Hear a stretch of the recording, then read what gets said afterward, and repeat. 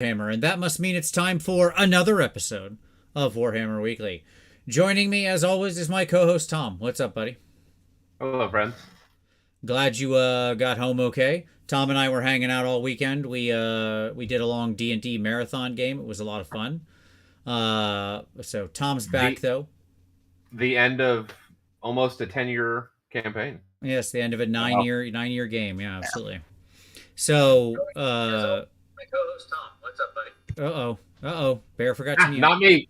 Not me this time. That's all right. That's okay. I was a culprit. I was even watching it to make sure that I hit the mute as soon as it went live. Joining us for the first time, the two newest members of the Rerolling Ones family, Bear, James. How you doing, gentlemen? Doing well. Thanks for having us on the show. Absolutely. Thank you all for having us. So excited. Rerolling Ones Jack will join us in the future at some point in time. Probably not tonight, but we'll have him back on the show. We didn't fire Jack or anything. He just had something else come up, but all good. Such is life. That's okay. We always love when Rerolling Ones Jack is around, so we'll get him back on. Maybe we'll do a show with just him sometime. But we've got the new blood. The young bloods are here. All right, they're hungry, and we're gonna be talking about Kruleboyz. But of course, first, news. Tom, what's up? Rumor engine? It's a polearm thing. Looks like a Skaven polearm thing. It's exciting. Mm-hmm. I mean, is it really Skaven, though? It kind of looks like Skaven. No, that little, blood channel in the middle isn't them, but otherwise the shape, yes, is exactly their polearms. The spike on the back, the nature of it. I snipped about a lot of those polearms off to make, because all of my Stormcast have that exact weapon from the Storm Vermin kit. And it's very, very, very similar in shape and style. But, again, none of theirs have the little blood channel type of thing. It almost seems a little too well crafted. Those are some nice machete teeth on there. Very nice rivets. You got to look at the rivets, right? And that tells me it's probably an annoying 40k thing. That's fair. It's too clean. Definitely. I looked at that, and I was like, man, somebody put a lot of work into cleaning that thing up. Yeah, I mean, it's as much as I would hope for something else. It's a 40k thing. Maybe space rats are cleaner than fantasy rats. Could be. Absolutely. That is possible indeed. Yep. Yes, everybody says it's the same as this old concept art. I'm aware. I know. But we had to start with the hopeful thing and then dash the hope. Don't worry. But good shout out, everybody. That's true. Cool. That means we can just move on past it. So Golden Demon? Yeah, so tickets go on sale for the October Golden Demon on August 1st. There will be a limited number of tickets. They talked about that because it's at Warhammer World, and there's a maximum occupancy of that building, right? Yeah. So if you're interested in going, August 1st, mark your calendars.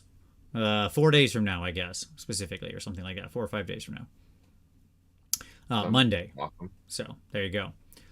Just wanted to shout it out because there will be a limited number of tickets. So, I don't want anybody to miss out who really wants to go as it returns triumphantly to the UK for the first time in 3 years. So, since basically May 2019. Yep. It's coming is the answer. Mm-hmm. Yeah. And then finally, the thing we all want to talk about. The real news. Yep. The real news. The real deal news. Okay. FAQs. I've got them all. I've got all the ones that are relevant loaded up here, Tom. Okay. Sure. Because there are just some things that don't matter. We'll mention them in passing, but they're not super relevant. Sure. No, I agree with that. All right. Gentlemen, Bear, James, I'm looking for your feedback on this as well. Here we go. Battletome Skaven. Anything in here that surprised you? Or made you sad or made you happy? The thing that made me sad was now it says unmodified for the 3 with a charge move. The way people were using them with +3 the charge, and then the whole army would get a 13 or something to that effect. Sure. Fun detected. Fun annihilated. Yep. Yeah, I'm not even a Skaven player, and that was exciting to me to have 1 million rats on a 13-inch charge. Yeah, it was a fun trick. I got to do yeah. it in one game. And yeah, it let me charge once with my army. It was like, yay. Now it's just like, there's no way I would ever build. Like, I appreciate that it's like, okay, they didn't want everybody charging on a 9 with the Packmaster. But to pull that off, I had to take 3 of these dumb heroes in Master Clan, or the Warp Seer, who isn't a very good one, and some other one, like a Grey Seer. Then I had to take the Master Molder or this worthless Packmaster, so I'm taking the Master Molder. Then I had to take something worth charging out of there, which is probably Rat Ogres, right? So like my 600 to 800 to 900 point combo to land a bunch of charges. I don't even have that many units left to charge, right? Yeah. As a Gargant player, I appreciate when the snacks come to me. Get a nice rat snack that comes all the way to there you go. Yeah. Sure. So at any rate, it's sad. Like, I don't care that much. I'm not going to die on the hill, but like, it's a fix because it was a fun, interesting thing you could build toward and have a wacky list. It wasn't going to really win games. It was just neat. And now it's dead. So unfortunate. The only one in here that, there were 2 that in here that surprised me, actually, I should say. The one that surprised me was, do units that are set up hidden inside another unit, like weapon teams and Deathmasters, count as being set up for the purposes of alternating deployment? Yeah. Yep. And the answer being no. So They're there's free Also, drops. to go with that, if something were flown off in reserves with the grinder, they go with them. So to go along with that. Yeah. Yep. And then the one that was truly sad was they went to all the trouble to rewrite the text on Thankwol so that like it very much read like you could modify the 2d6, which by the way is the correct thing to do. Yes. Okay, for that one spell. I don't know what they're afraid of here.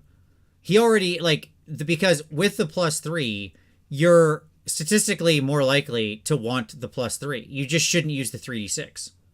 All it says is Thankwol never eats Warpstone. Just roll with +3, because +3 is a better mathematical bonus than 3d6 pick the highest too, with a chance of mortal wounding yourself on the 13. Right.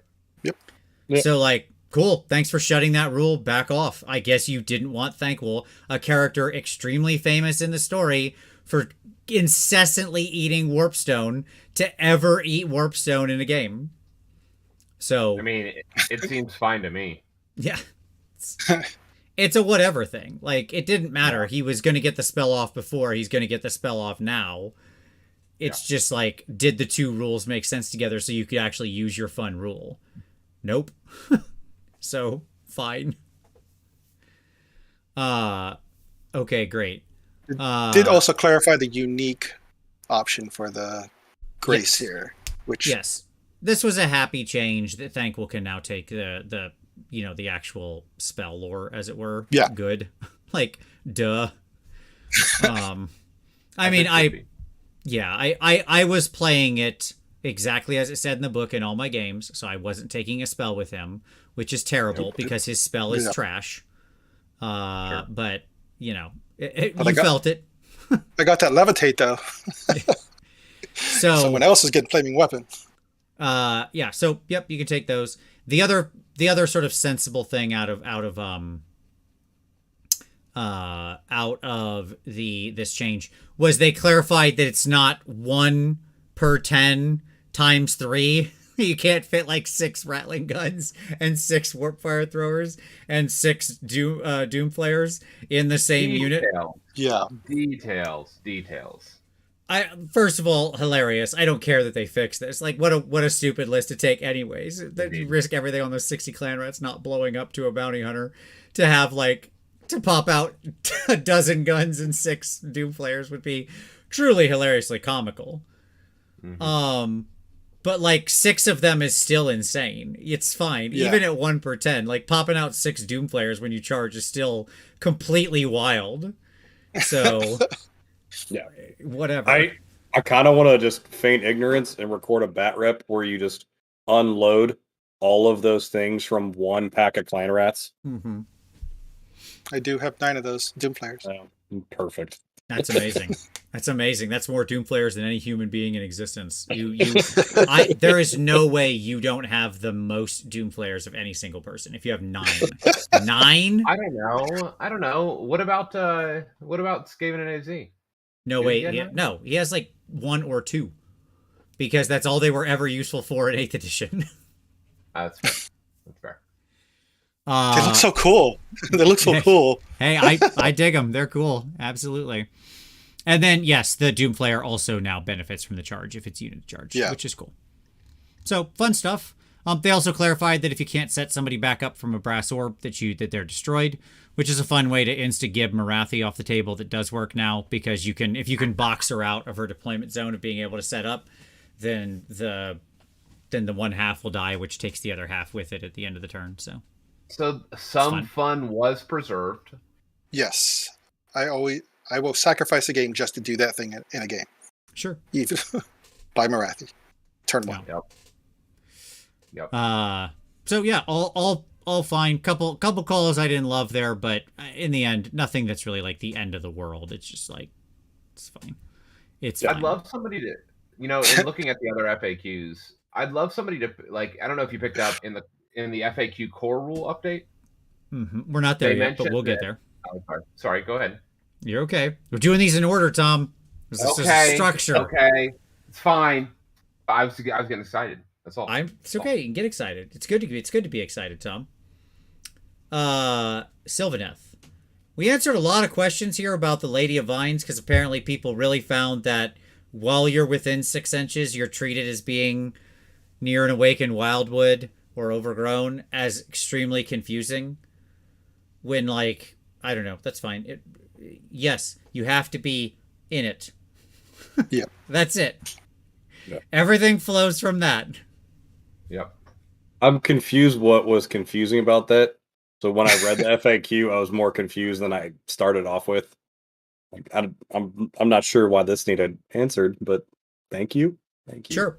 It's funny that we didn't get the answers I expected. Yeah. Which we didn't get the answer to the Strike and Fade Death Frenzy interaction. Yep. Like, I think by raw right now, the way I read it, the Death Frenzy models would fight, and then the people would fade. Yes, that's how I read it too. Yeah, but there is some argument about turn priority having an influence on that. It depends. Yeah. But either way, that could have used a clarification. Because that's something that will happen. Yeah. My read of it right now is the model slain out, gets to pile in, fight, removes, and so on until all damage is resolved from the Death Frenzy. Then the unit fades, like disappears, and then obviously you don't like, and then that's it. But I could easily see them ruling the opposite direction. That's the problem. Me too. Yeah. Like, there's not. It's a pretty fuzzy raw interaction. So we're making some leaps there about timing, but that's the thing that wasn't clarified that I was really hoping would be clarified. So for now, until it is at some point in the future, ask your TO. That's what I would say. Just like, if you're going to go to a tournament, ask your TO how to play it. But if you want to know what my opinion is, it's exactly what James said. It's, you do get to fight with the Death Frenzy unit and then the Sylvaneth Fade. I was also surprised they didn't take care of the phrasing. Just says slain. So it's. I was surprised it didn't say combat phase or anything to that effect, because the way it reads now is if someone charged me, it's still the charge phase, and these units are slain. They then pile in and fight if they're within range. Yep. How does pile-in fight on death interact with the Scythe Hunter 1 mortal wound after a pile-in? Well, I'd have to look specifically at it, but I'm pretty sure it's any time that you finish a pile-in within 3 inches of them, they just deal a mortal wound to the unit. If any models in that unit finish a pile-in. So realistically, they would trigger Death Frenzy and then suffer an additional mortal wound, which could kill an additional guy, which would trigger an additional Death Frenzy, but it wouldn't keep going because that mortal wound only ticks once. So it's a one-time thing. It's not every model that piles in. I always wanted to fight Blood Sisters in Xanthar Kai, with Death Frenzy on 60 clan rats and just watch the chain reaction. I think that'd be hilarious on the table. Yeah, absolutely. But all in all, the Sylvaneth, other than not answering things, was fairly uncontroversial. All right, let's talk about the core rules and the General's Handbook real quick here. So, Tom, what core rules items did you want to bring up? I have the General's Handbook one here for you. What was your core rules interactions you wanted to discuss? Well, it wasn't actually an interaction, but it was a curious. So it said that the pitched battle profiles are available for download at the Warhammer-community.com website. Mm-hmm. Like that was specifically added, right, in the FAQ. I can't find it. It's like in the I went FAQ to the page if you scroll down. Okay.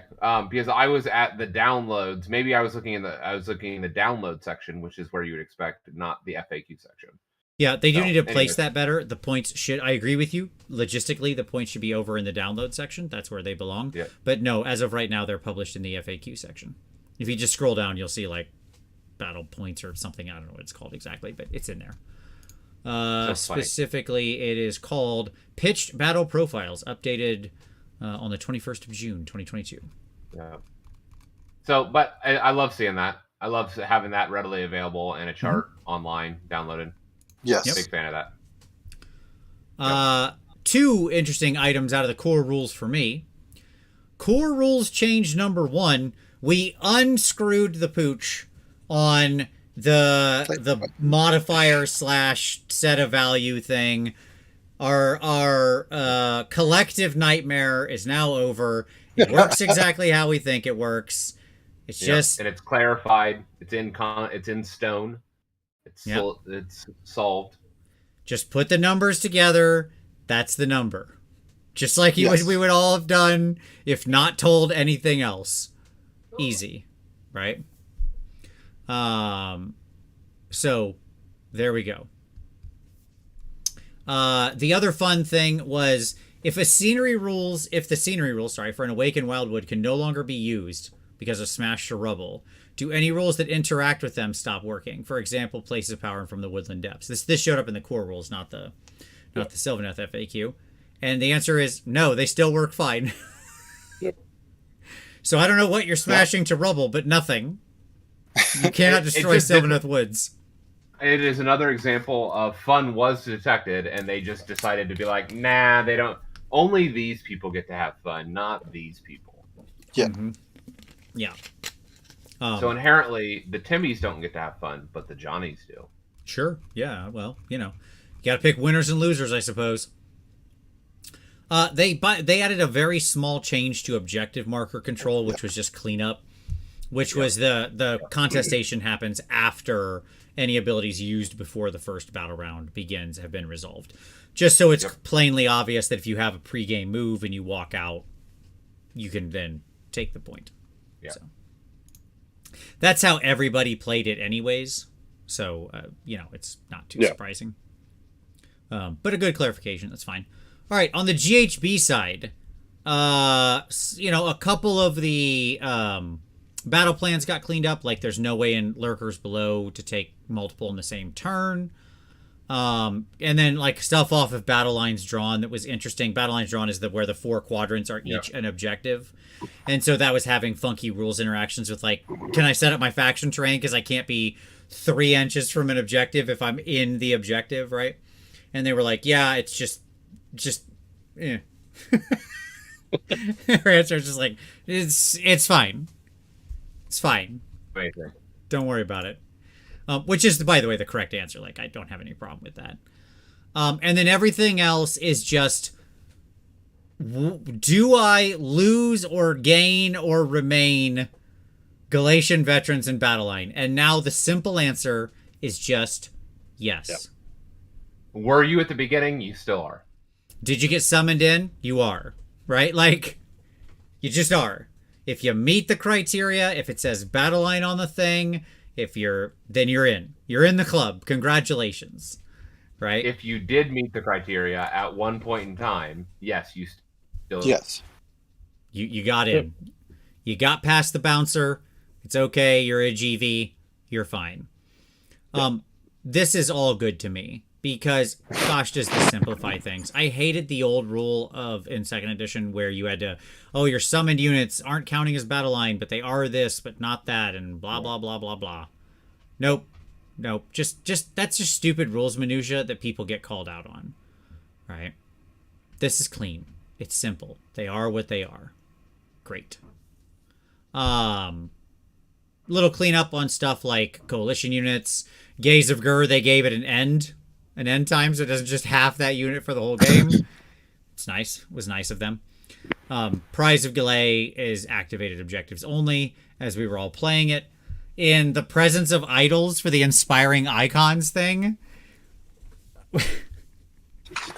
we specifically left out, like, Lord Croak and the Incarnate units cannot be picked as idol units. These, it's like the lightning bolt picture that's like, screw this guy specifically, you know, just... Yeah. Just like, it's like the Incarnates I get. It makes sense to me. Lord Croak, I mean, he is a, like, often self-healing immortal frog, but what a hilarious call out that he gets lumped in here with the Incarnate. So very funny. Especially there's how many things that can super heal or can can't die, but no, Croak, you minding your own business, nobody's talking about you for a while, you're the target, we're coming for you. Yeah. Poor guy. Not like Alariel, who can just teleport herself back into the battle from dead. Nope, she's fine. She's okay. You know, not Marathi, who can sit there and just not die. Yeah. Nope. Sure, it's fine. I mean, like, whatever. I'm okay with it. It's a funny call out that he's not allowed to be an idol. People will forget this and name this guy as an idol. This is one of those things that, like, I get why you did it. It's probably healthier overall. People will not, like, many people will forget this, right? I think it's funny enough. No one will forget. Everyone will be on point, like, no, not that guy. No idol for you, frog. Yeah, it's fine. Manzak, yes, the consensus is it is better to be a bounty hunter than GV, but I'm not celebrating the permutation of GVs. I'm celebrating cleanness of rules, which is something to be celebrated. Simplicity. Yeah. Yes, I like simplicity. So, at any rate, Croak and the Incarnate, which, sure, they're both super tough, hard to kill things, so fun. I cool enough. I mean, like, I think if you were going to go down this road, by the by, it would just be like, if you really wanted to sort of make this better, because part of what they're trying to push on is that part of the battle plan is about killing other idols with your idols, right? And so it's often hard to do that. And obviously, as they said, yes, as somebody in the comments said, like, Lord Croak's ability is what kills him. The Incarnate's ability is what kills him, right? It's because their own abilities slay them. You can't technically kill them as an idol, right? Yeah. So, like, I do understand, by the way, the rules interaction here, everyone. But it's still funny to me because I still submit that the better way to have done this would have been to just leave out, like, most monster heroes or heroes over 10 wounds or something like that. You know what I mean? Just so you're not incentivized to, like, take that hammer and try to ram it down someone's throat or something like that, which is also partially here. Because the reality is you could have squared away those rules in another way. Like, you could have just added a thing. Here's a different way they could have FAQ'd it. You ready? If Lord Croak and the Incarnate are removed and they were damaged this turn by an idol unit, then the points count. See? They could have done that too. Now, that's not clean rules text. You have to button that up. But it's not like it had to go this way. But it's still funny. Take that, you stupid frog. Okay. Right. There we go. Yes. Let's talk about other things we were surprised not to see. Oh, quick cleanups. We finally got the clarification, as we all knew. I'm shocked that people were still pushing for this, but that you cannot use the old sub-factions for Night Haunt when the new book is out. Like, yes, correct. You say that. Yep. You say that. There were no equivalencies of these in the new book. And it was in all of the, like, War Scroll Builder and all that stuff. It was still present. I understand, but it's So, a like, sub-faction. You have new sub-factions. Hence, old sub-factions are gone. I understand that, but I understand where the confusion was because it came to a point because I kept seeing it all in all the official stuff. Sure. It raised the question of like, well, is this legal? Because it's actually a legal build option in their own War Scroll Builder. Sure. And in the app. Like it was in the app too. Like it's not just so like the fact that that needed to be clarified, I think was a legitimate needed thing. It is worth saying this also means that the Night Haunt dodged the bullet another time for having the Return of Nexus adjusted. So it does have an 18-inch setup range at this point in time. It could have been touched twice. Yeah, It is not that. I understand. I still don't buy it, but there we go.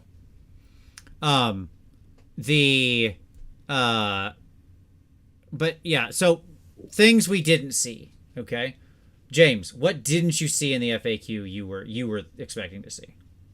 Your point is good. The Night Haunt thing, by the way, I agree with you. Go ahead, James. I'm sorry. That what? The removal of the last 3 pages for Daughters of Cain book, that is obviously a mistake because it's not in the German version or any other foreign non-English versions of the FAQ. Mm-hmm. So what that does is the endless spell, especially specifically the snake, has a monstrous action, and since it's the old War Scrolls, that's removed. Okay, all right. Bear, what about you? What didn't you see that you expected to see? So I have what I didn't see and what I'm still like in my own personal world would like clarification on. Okay. So I didn't see anything for endless spells. I really thought I didn't think we'd kick the purple sun out because it's fun. I love watching Glotkins die on a roll of 1. It's funny. But I didn't think they would tweak them at least a little bit at this point. Anyone come later. What I would love to see is how does Mightiest Makes Readiest interact with Proving Grounds, because that's been talked about amongst a couple different GTs because the rules are in the battle plan, not on the battle pack, on the battle plan. It's still up in the air. Even as a selfish Gargant player, I think Proving Grounds trumps Mightiest Makes Readiest, but I just want somebody to like give you're right. Like this is how we intend it. Yeah. Yeah, I mean, my general feeling is on Purple Sun is at this point we can go ahead and knock that bad boy up some points. That's fine. Let's just start there. Let's just start by resetting that thing to 120 points. That's my opening bid. Okay? I'm willing to go higher. But it's definitely a 120 point endless spell base. It is so easy for that thing to make its points back. Like so unbelievably Definitely. easy. And so like if that's the thing, if we're just gonna leave it here, the game I was doing some tournament practice, not this last weekend because you're doing a marathon, but the weekend before, and I put that thing out right away and it never got dispelled because the person just couldn't roll high enough, just kept missing it, and it just cruised around and ate a bunch of stuff and gave me a huge bonus to punch through their armor, and I was like, cool, this seems great to me. The size is what kills me. The fact that it has, it's got about a 3-inch base on its longest side, and then a 6-inch radius. So you've got like this 15-inch diameter bubble for an extra rend. Yep. You're just taking up just this chunk out of the map, and I think it's hilarious. It's so huge. I see no problem with it working as intended. Says the Nighthawk player. Should be in every who has nothing worth killing and is immune to the neg one to save. Yeah. That you should definitely invest a portion of your list in that thing. Sure. Definitely. So at any rate, it is at least for now still at 70 points. So A+, I guess. Hopefully, I'm sure we'll see a change of that, though. Like, I have just the opposite of doubt. Like, it will go up. It will. Prepare yourself mentally now. It will go up. Yeah, I mean, if it were me, like, I would jump it to 100. And then just see where we're at. And if it doesn't work, jump it to 120. Like, that's what we did with Warpfire. Yeah, right? I mean, like, it's 120. At any rate. Okay, cool. What else we got, base? Or anything else in the news? I think that's it, right? I think that's it. Okay. Good stuff. Well then, let me go ahead and mark our time here. Awesome. All right, gentlemen, let's do some pick of the week. James, you want to start us off? My pick of the week is a guy named goes by All Star 666. He painted a Dankhold Trogoth, the leader, and I have it here because it's going to be presented at the channel. And you can't justify how much is put into this because I don't have the light, because it also glows in the dark with the proper light, so it shines. So he did all kinds of luminescence. And just shout out to him for just taking the time, putting that much effort into a model that's beautiful. That's awesome. Very cool. All right, we will link that individual down below. Bear, what would you like to share with everybody? So for this week, we've been talking a bunch with Rerolling Ones, and we're talking about moving forward doing a kind of a segment called Build It with Bear, that we are going to sit here in the Bear Den, and we're going to start doing things that are a little bit hobby adjacent, building bases or display boards, dioramas, just getting our construction on. So I really love a lot of the not stereotypical channels for our hobby. So I've been following like Black Magic Craft, Nerd Forge, and Geek Gaming Scenics, because they're just fantastic builders and they have this wonderful creativity that has been really fueling part of the hobby that I love, and that's just building dioramas and things that just make things a little more scenic, a little more interactive. Nice. Awesome channels all, and very good, very solid recommendations. Completely back that. All the links for those channels down in the description. Tom, I'm just gonna spruik our guests because they didn't do it themselves. Not really. Sure. Reroll Ones, they put out fantastic content. Check it out.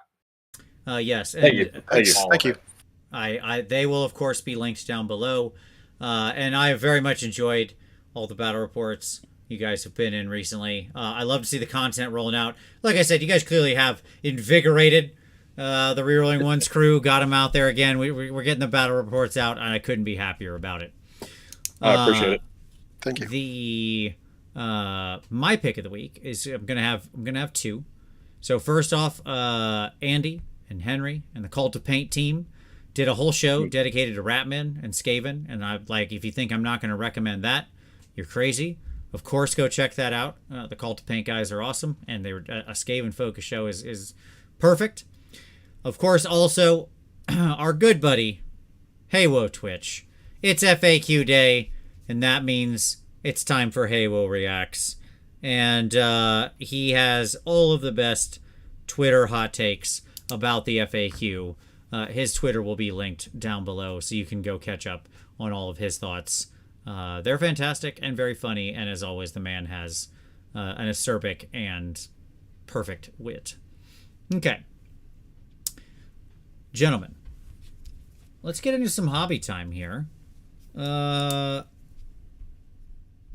James, what are you working on, man? What's on your table? What are you doing? What have you been working on? I have two things I'm working on. One, because it's tedious, is the clan rats. I think I'm at 180 now. I have a problem, I know.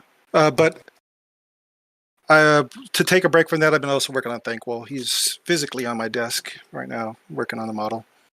So I want to get my Skaven ready now, especially now that the FAQ is out. I can try to get a bunch of games and get ready for the next tournament. It's Emerald City Open at the end of August here in Washington, Northwest. Nice. Excellent. Taking the rats to Emerald City. I wish you bring it home, brother. That's what we want to see. Jack was trying to talk me into it, and it like slotted right in the middle of like NashCon, Nova, and my kid's birthday, and I was sure.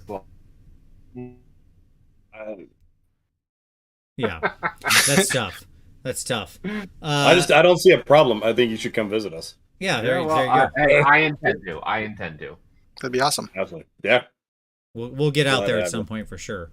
James, or sorry, I said James. Bear, apologize. Bear, what's on your hobby table? Right now, I'm finishing up a Deepkin Shark for a buddy, because we're meeting up at the Boise Open. If anyone's in the Boise area, really great tournament ran by Aaron from the Corsairs.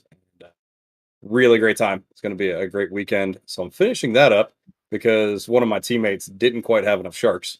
But for myself, I'm working on some ogres. It's the year of destruction. So I got to keep finishing my destruction armies. I support this fully. I love it. More destruction, especially if it shows up on the channel, is a good thing to me. Tom, what about you? What you working on? Are you getting back to your stuff after that long weekend? Nope. I have so many side projects going on right now that I haven't gotten back to painting yet, which is sad because I have a commission for somebody for NashCon, and I have stuff of my own to paint for NashCon. Yeah, you better get amongst it, my friend. And I want to do another board for NashCon, and I probably won't be able to start all of that until August 8th. So that's when it'll start. And the question is can I get it done in those like 2 weeks leading up to NashCon? It sounds like you have plenty of free time. So if you want to build a Mega Gargants type display board, I'm available for that to happen. I appreciate you volunteering. Yeah, absolutely. Totally, Baron. That makes sense. I'm here for you. Build a bear. I love it. Yeah, build a bear. Yes, exactly. That's your segment right there. That's your segment. For myself, my honest answer is I've painted absolutely nothing this week because I was traveling on the road last week. Then as soon as I got home, Tom showed up and we did a marathon of D&D for 4 days straight. And that went until Monday when I shipped her 5 days straight, realistically, because that's when the last person left. And then yesterday I had to spend all of that. I'm working on editing a video and catching up from not doing anything over the weekend, which I still haven't finished that video today. So, but I will get it done soon. And then projects galore coming, but not this week. Nothing. I've painted nothing. It's like wow. I know I've got the shakes over here. It sucks. I don't know what to tell you, man. It is what it is. But it's just been no time. So, I mean, I'm working on my other hobby, which is putting together the videos for the channel of things I painted. So, there we go. All right. With that, gentlemen, shall we talk about some Kruleboyz? Oh boy, I just realized yes. I'm a dum-dum. Uh-oh. Kruleboyz. Okay, cool. Give me a second here. I realized this is going to look really weird, everybody. I'm sorry. There we go. I realized I didn't have the presentation open because I had closed it to email it and then forgot to reopen it and reset it up because I had all those dumb FAQs. All right, great. Oh, look at you. I know. Being bad at doing a show. There we go. Now it's here. Sorry, everyone. Kruleboyz Revisited. Okay. Let's talk about these guys. Kruleboyz Revisited. This was one of the launch armies of the edition. And by my estimation, it has suffered from the launch edition curse, just like Khorne did, and just like before it, and just like Nighthaunt did before it. Where for like a half a second, everyone thought there was going to be something there. It got played a little. It kind of got a skew build to it, and then it just felt like a rock, right? Yep. Khorne probably experienced this the least since there were so many janky Khorne builds early, but nonetheless, it still happened. Yep. So basically, if you launch in an edition against Stormcast, your book is you are done for. You're done. They've beat you. That's the point. That's the narrative. Right. Mm-hmm. Yeah. They're not allowed to be better. Mm-hmm. No. So, what I want to figure out here, this is as much like a revisited as it's like a as much as it's an autopsy, I guess, like a root cause analysis. I don't know what this is. Can we salvage this? That's what you just said. I think so. Yes, I think that's right. All right, let's get into it. So my overview is, let's just lay down some basics. Like on paper, if you just kind of read it, you'd be like, yeah, this is a pretty competitive army. Like, it doesn't read like something that's going to be broken or super top tier, but it reads like a competitive army. You know, you got mortal wounds on hit army-wide. They're equal to the damage characteristic for Oryx. Yep. So not your little Hopgrots. You've got some interesting tricks when you read them. When you just, like, read the effects, you're like, those are doing some cool things. Your dirty tricks, right? You got a mix of both melee and shooting. Very interesting in destruction. Not a lot of shooting going around the destruction world, but you got a pretty decent-ish amount of it vis-a-vis your percentage-wise. You got some quality monster heroes that can do work. And you got some decent utility spells and command traits. And yet, you know, it's just not coming together. They launched with a decent-sized range. I wouldn't call it good, but, like, decent. More than Iron Jaws. Yeah, more than Iron Jaws, right? So, like, it could have been good, because Iron Jaws have been consistently at least competitive throughout their existence. And they've only ever had 7 units, basically. Yeah. Both other armies in their tome have been seeing success, which is, by the way, incredible, because Bone Splitters was... I mean, I wrote it off. And yet, apparently you can't keep a good Savage Orc down. So what is holding them back, right? That's the question we're going to explore today. What's holding them back? What's good? What could use work? What changes would we recommend? What do we want to see in the future? That's what we're doing. All right. So, did I miss anything here? Not in the problem, like not what's holding them back. We're not going to answer that yet. We'll get there. But is there anything else that you think I missed that, like, on paper reads like, okay, this is kind of how the army works? It seems like it would be okay. James, anything you think I missed? You're spot on. Everything I read on paper, I had all kinds of theories of how to play this, and I showed it to my first RTT with them, and I went 0-3 and didn't even come close to beating anything, because everything that I thought worked on paper, when I put it up against some of the meta that was out there, like Daughters of Cain, not even the meta, I think I played Matt's Beast of Chaos, and I just the hunker down and just wait for them to come to you concept that they had going, especially early on, just blew my mind. And I haven't really picked them up except for casual games, because I still think they're fun. I just competitively, I couldn't do anything with them. I was limited. Yeah. Bear, any thoughts from you? So I think even more than just their broad overview of rules, they have a couple units like Dobby. Like, people love Dobby because the big +1 to hit bubble. He's awesome. But they're supposed to be kind of a guerrilla tactics army, but Sylvaneth did it better. Sure. Mm-hmm. Sure. Yep. Yeah. So I was going to make everything that we same just got comparison. from Sylvaneth.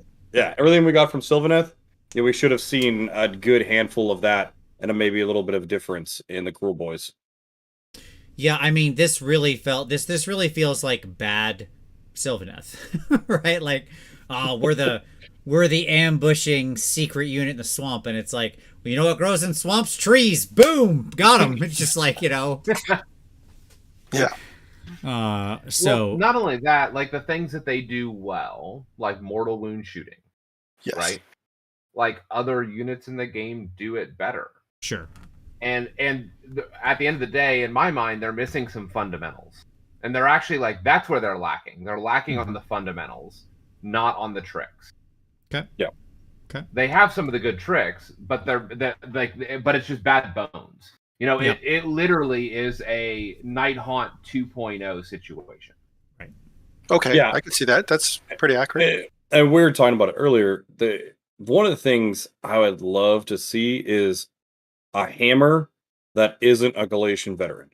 Right. So you can buff up a couple of their units, but like the Gut Rippas, even if you buff them up, they're still susceptible to bounty hunters, even if they're bounty hunters themselves. You know, Iron Jaws have War Gruntas that dodge the Galatian veteran, can be bounty hunters, and get that boost. Kruleboyz they need Gruntas, you know? They need that hammer unit. Yep. They also existed kind of like a if and then. If you do these things, then good things can happen. But there's so many variables to kind of lower the chances of those good things happening. Yep. And Okay. I don't get specifics because I think we're going to get into it next. We are going to get into specifics. All right. So I just very want to quickly, I just have a couple pages from the book in here. We're not going to go through the whole book, but obviously just want to remind everybody who might not be as familiar. We're basically dealing with 3 primary allegiance abilities. The venom-encrusted weapons, which, as I mentioned, your auric units on a hit of a 6 will deal mortal wounds equal to the damage they would have done otherwise. Like, again, on paper, that is a super good rule, right? Yes. Amazing. Yeah. They have their Wa, which they can call, which is not as good as the Ironjaw's Wa in any way, but it's also not bad. You know, once per game, you can make your general and 2 other units all fight first. Right? Or fight in order, I guess I should say. Yeah. Not really fight first, but jump the order. Okay. But then you compare it to Bone Splitters, who the 4-up ward Sure. for a full combat. Yep. Or even the Ironjaws where you're getting bonus rend and charge and stuff like that, Yeah. right? Where it's just So strong. So good. It's so good. You know, you're sort of like bad version of mini smashing and bashing here, which is again just a rule the Ironjaws have all the time. It just doesn't feel like it's carrying the weight. Mm-hmm. And then your dirty tricks, right? Which again, you look at these and you're like, okay, -1 to hit for enemy units in the first battle round. That seems pretty good. You know, your lethal surprise, your disappearing act, where you can pick different enemy units and put them into reserve and stuff like that. You're like, yeah, this is good stuff, right? You're covered in mud, so they're not visible. But the part of it, if you just like read the rules text of what it's doing, you're like, yeah, it's pretty good, right? It's doing a cool thing. The problem with it is it's very easy for any of those to affect. Oh, by the way, you can pick this. You can pick these at the start of the game, right? So you don't even know. It's not like you're pre-writing this on your list. So again, it's the perfect thing you normally think is good. Like, yay, I can vary it per game, per opponent, right? It's not a grand strat I have to commit to. But the issue is that everything except Noisy Racket, I'm rolling dice, and it's very easily statistically likely for me to get 0. Yes. Because I'm aiming at those 4 pluses. Right? Like, getting 0 4 pluses on 3 dice is not, it's not the modal outcome, it's not the sort of the average, but it's certainly not. Happens. But it happens quite a bit. It's not even close to out of the norm. Yeah. Just like 18 for a croak. Yeah, sure. Right. It happens. But at the same time, I think this was the beginning of the tech writers really having great themes. Like the armies are coming out thematically. Yep. Like these dirty tricks were so cool, and we all wanted them to just be great because they were such a cool theme. You know, like we've seen with a lot of these new armies. Agreed. Flavor-wise, these are all on point, right? Yep.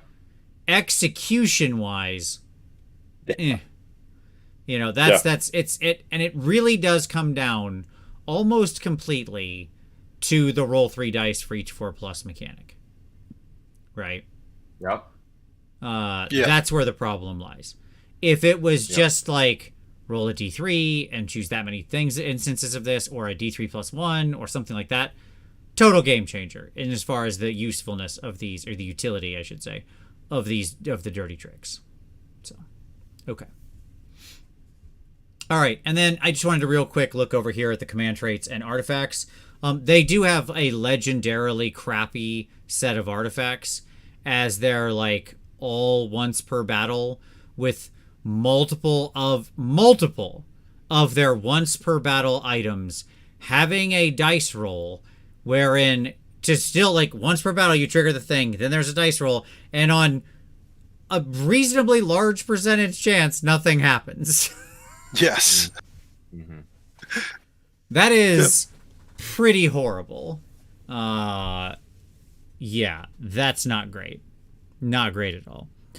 But they do have some interesting command traits. Like I don't want to poo-poo their command traits, because most people take Super Sneaky because it lets you sort of pull a unit off the board and reposition it anywhere on the board 9 inches away. very potent, very powerful into what it can do, both in enabling for potential alphas or objective gathering or other types of things, or just general board control. So it's good. They have command traits that are valuable, which is nice. Definitely. And they do have things worth putting them on as well, I say. You mentioned it already, Tom, on the fundamentals, but one of the things I think they did get right, and I mentioned it up top, is they actually have some monster heroes, or, sort of monstrous heroes, that aren't bad, like that can do work, that are valuable, that I think are pointed pretty close to accurately and like are punching where you'd want for that value. There's an issue here. There is an issue here. Okay. Anything I missed on the general allegiance abilities or command traits or artifacts? No, you spot on. I think because of the role, I've always taken the eye pebble, because I could get a 5+ ward to the end of the turn to kind of weather a storm if someone's coming in strong. And then the command traits, super sneaky, is great for what it does, and mixed with covered in mud, it's a really good combination for your archers or any other unit you don't want to get shot down. Yep. Yeah, it's I feel like, with destruction, you mentioned the Year of Destruction Bear, but this speaks to a broader point. They always like to build in some amount of like wackadoo randomness into destruction, which is fine. Like, that's sort of in the traditional, in the classic Magic sense, that's like their ability and their portion of the color pie. Destruction has wackadoo randomness. It has slot machine type elements to it. The problem is they didn't make the payoff enough. Like, you're playing nickel slots here, where if it pops up as a winner, you get $3. It's like, but they're significant. They're significant because if you depend on one of these abilities that you have to roll 3+ or 4+, it's game changing. From the beginning of the game, it's what you had intended to do is not going to happen. Right. Yeah, and if they up the ante on these, like, I know Jack loves gamble armies, and that's where we're polar opposites. I hate gamble armies. They just make me nervous, where it's like high risk, high reward. I like, being able to roll into something like, oh, I'm gonna kill that. I was one of those jerks that played like a Gav bomb back in the day. I was like, oh, I can erase that unit. Sure. And there's no gamble. Yeah, that's just like the classic spike mentality. That's what interests me of you going for destruction. But I guess it's about the type of destruction. Some destruction armies lean a little more spike than others.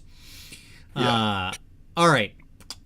We should talk just a brief moment about recent changes, because there have been some, and they're worth factoring into this discussion. And that is with the most recent Battle Scroll that came out, which you can download from the download section on Warhammer Community. 2 things changed. Number 1, for each Gutrippa's unit included in your army, you can take 1 Hobgrot Slitta's unit as a battle line unit. Okay. Fine. Cool. So now you don't have to take 3 units of Gutrippas, but you still got to take 2. Yeah. Yep. I really don't like these for X unit of thing. You can take a Y unit of thing as battle line when it's a unit. Yep. Okay. Because, especially when it's another battle line unit, because the math on that just never works beneficially unless you're playing 1,000 points. Right? Absolutely. Lumineth always ran into this. Right, where it was just like, here's these extra 10 wardens or something sitting around for no reason. That was always the case. Yeah. What were you going to say, James? I'm sorry. Go ahead. Oh, I think it was close. I mean, not just Hobbs, maybe even throw the Bolt Boys in there so you can put Bolt Boys in with the Grinning Blades. I think that may have just opened it up instead of just saying this guy, this unit. Yeah. It's definitely the Gutrippa's tax, which we're going to talk heavily about. That will be a big part of this discussion when it comes down to it. And then the Grin and Blades changed. Friendly Grin and Blades units are not visible to enemy models that are more than 12 inches away from them, basically extending an ability they had in round 1 out to the whole game. So, yeah, cool. It's nice anti-shooting tech. Part of the problem is shooting is sort of on the decline right now, as it is anyways. Not always. They're still shooting armies. They're still quite viable shooting armies, but it is on the decline.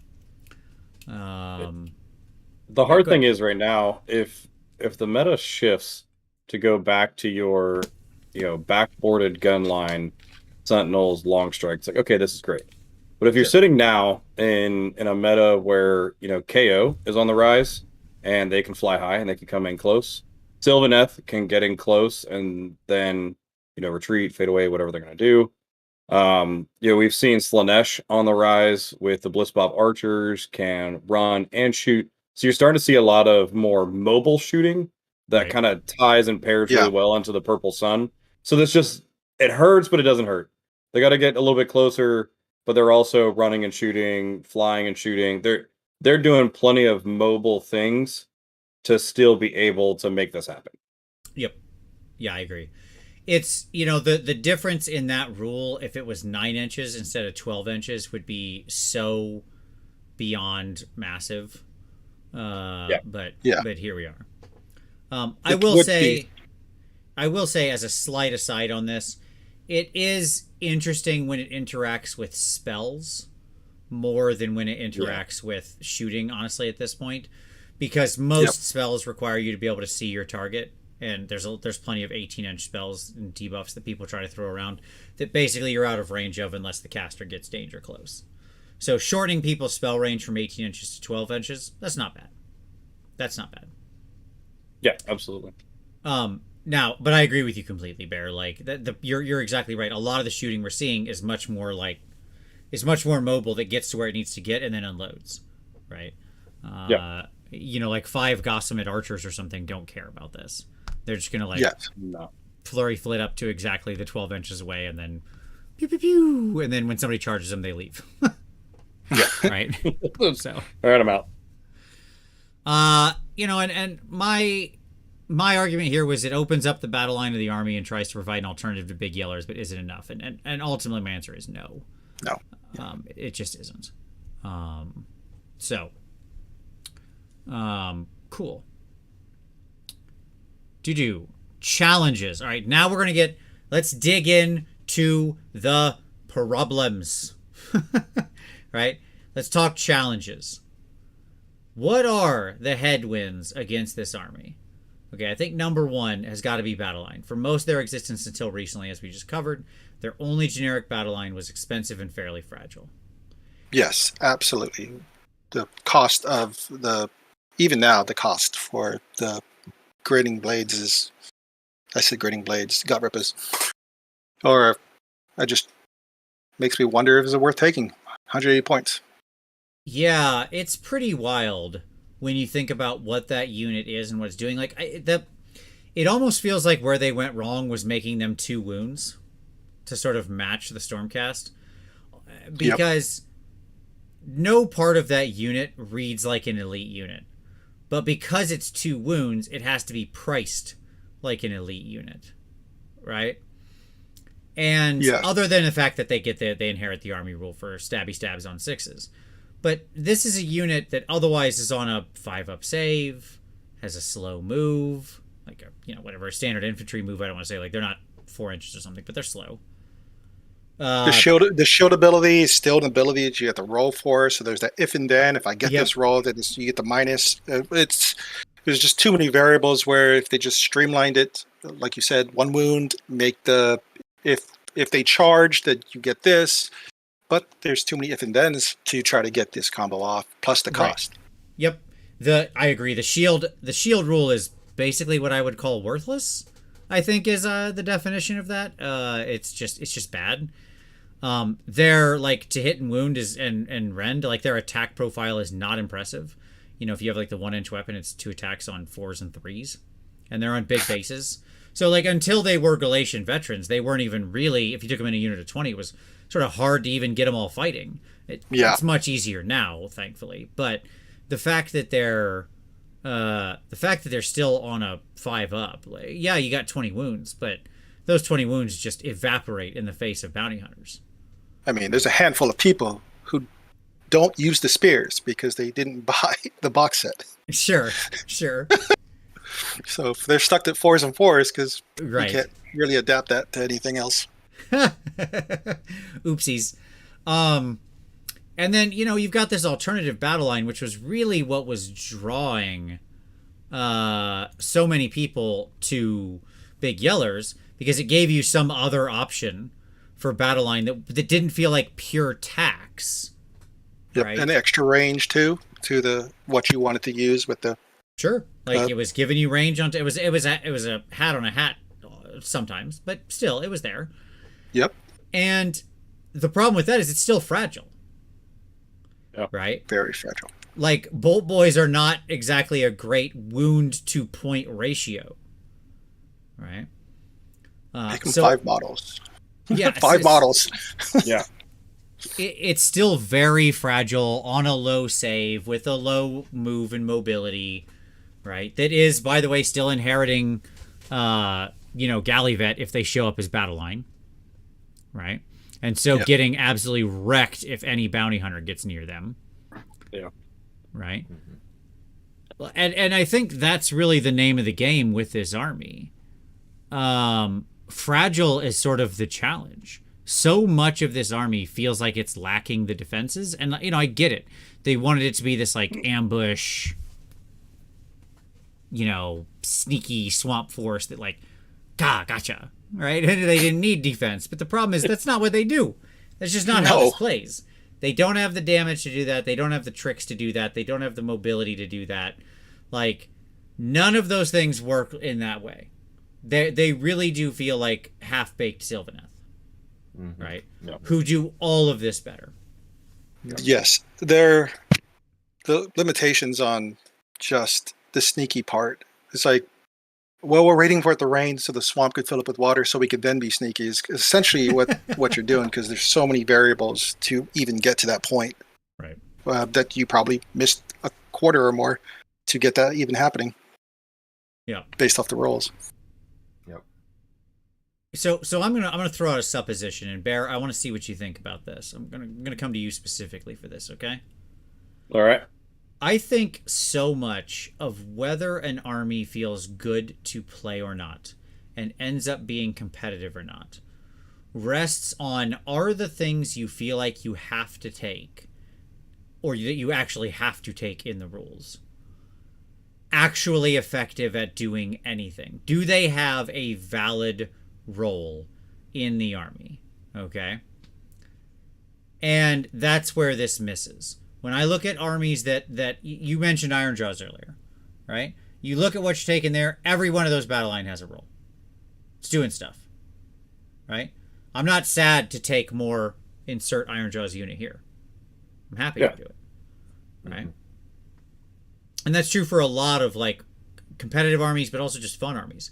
I mean, do you think this is part of the problem? Just the foundation of sand problem, as it were? Absolutely. So nobody wants to pay a junky tax. Mm-hmm. It is what it is. When we're playing this game, people want to have options. One, so if you're looped into something that is just you're dumping 180 points times 3 or times 2 if you do Hopgrots. Which what are those Hopgrots getting you either? What is that really solving except for just taking out some points? If you tell me as a Stormcast player, I have to start with 3 Liberator units and that's it. That's all you get. Oh, actually, you can toss in a thing of Griffhounds with 2 of your Liberators, but that's it. Nobody's gonna be happy. I want Vindictors. I like their spears and their rules, like, because they're awesome.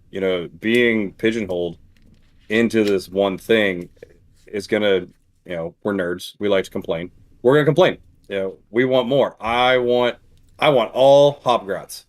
I want the cheapest battle line possible, and then I'm gonna throw every single monster and just an Addams Family reunion coming at you from the swamp. Sure. It is what it is. It's like that tax is so high. And I have higher points in mobility listed on here as my final 2 things. And I really do think it's a challenge. They are really paying some premium prices for some of these units for what often is not a premium effect. Right? Yeah, I mean, I'm going to go ahead and just keep beating a dead horse of I play Gargants because it's what I'm enjoying. But if I had to take 3 Man Crushers Right. And that's the beginning to my army. And there's 170 points. One, that's cheaper than Gut Rippas, so I'm really preaching to the choir. But 170 points each, and like, okay, now my army begins in a negative. Right. So, yeah, I think we'll probably hopefully see some changes here. Just get a little more variety. When Battle Line is unlocked with the GHBs, with the FAQs, and everything else as they come out, people are always stoked because it just gives these new options. Like, oh man, I've got this new cool thing that is still gray plastic because it's been hiding on my shelf that I can now take as Battle Line. Right. Completely agreed. So understanding that, I think these are the challenges, and as Western Warriors just said, and I completely agree, this only got worse in the current 3.0 world, right? Since the new battle pack, because so many of your things end up being forced into Galatian veterans, that is, say, Gut Rippas and Hobgrots, if taken as battle line.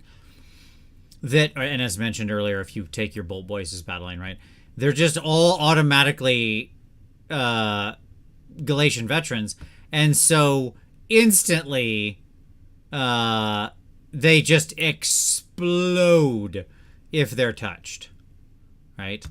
You might have made some argument previously for like a single unit of 20 Gut Rippas maybe could do some stuff, but even 40 wounds is not that hard to lift for a Hammer Bounty Hunter unit, right? It's just not what it used to be, especially not, as I stated just a moment ago, on a 5-up save. Right? Yeah.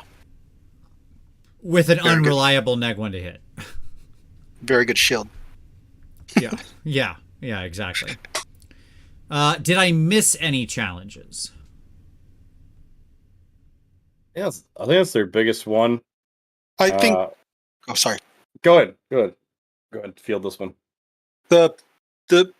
The variety of heroes you have, which is a lot for the army, along with certain ones are super cheap, having limitations on the amount of heroes you can get, and then forces you with the limited options of the other units.